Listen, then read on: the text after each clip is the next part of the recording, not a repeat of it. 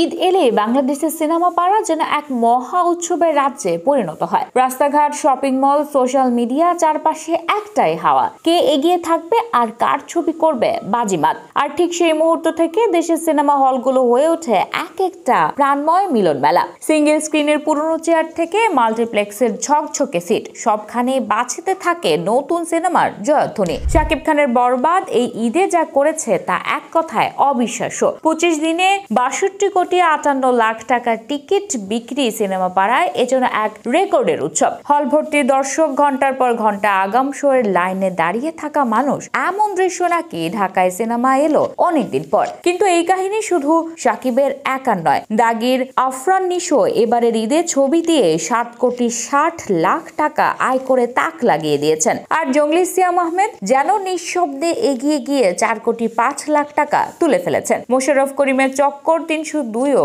কম যায়নি, 1,10,00,000 টাকার টিকিট বিক্রি করে আলোচনায় থেকেছে। 4টি ছবি মিলে মাত্র 29 দিনে 75 কোটি টাকার বেশি আয়। এটা তো শুধু সিনেমা নয়, বাংলা সিনেমার এক মহা উৎসব। দর্শকের উন্মাদনা এত তুঙ্গে উঠে যে টিকিট না পেয়ে অনেকে সিনেমা হলের সামনে দাঁড়িয়ে ভাই একটা বাড়তি টিকিট হবে বলে হাঁক দিয়েছেন। হল কর্তৃপক্ষ দ্রুত মধ্যরাতের শো চালু করে, এমনকি হলিউডের বড় বড় ছবি সরিয়ে দেওয়া হয়, কারণ বাংলা দর্শকের চাহিদা তখন ছিল একটাই, বরবাদ আর তার সঙ্গীদের। বরবাদ এখনো 72টি হলে চলছে, জঙ্গলি 11 থেকে 27টি হলে উঠে গেছে, দাগিও নিজের জায়গা ধরে রেখেছে। চক্কর 302 কম শো পেয়েও মোশাররফের দুর্দান্ত অভিনয়ে দর্শক মুগ্ধ।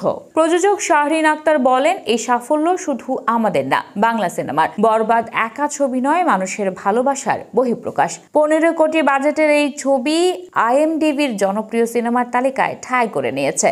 দাগের পরিচালক শিহাব শাহীন আত্মবিশ্বাসী, ঈদুল আজহা পর্যন্ত এই ছবি চলবে, আয় হবে 10 কোটি বেশি। জঙ্গলি মাত্র 2.75 কোটি টাকা বাজেটে তৈরি হয়ে 11টা হল থেকে 27-এ পৌঁছে গেছে।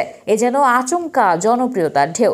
চক্কর 302 নিয়ে পরিচালক শরাফ আহমেদ জীবন বলেন, শো কম হলেও দর্শকের ভালোবাসা পেয়েছে। OTT আর বিদেশি মুক্তি হলে আরো সাড়া মিলবে। মধ্যরাতের শোতে যখন শাকিব আর ইথিকা পালের বরবাদ পর্দায় আসে, তখন উচ্ছ্বাসে হল কেঁপে ওঠে। দাগির নিশো তমার অভিনয়ে আবেগে চোখ ভিজে যায়। জঙ্গলির সিয়াম পর্দায় এক দমক নিয়ে হাজির হন। আর চক্কর 302-এ মোশাররফ করিম দর্শকদের রহস্যের জালে বেঁধে রাখেন। দেশের বাইরেও বরবাদ, দাগি, জঙ্গলি মুক্তি পেয়েছে। আয় এখনো জানা না গেলেও প্রবাসীদের সোশ্যাল মিডিয়ার পোস্ট বলে দিচ্ছে ওখানেও আলোড়ন। 72টা হলে বরবাদ, এই রকম সাফল্য ভাবা যায়? এই ঈদের ছবিগুলো যেন বাংলা সিনেমার নতুন সম্ভাবনার দরজা খুলে দিল।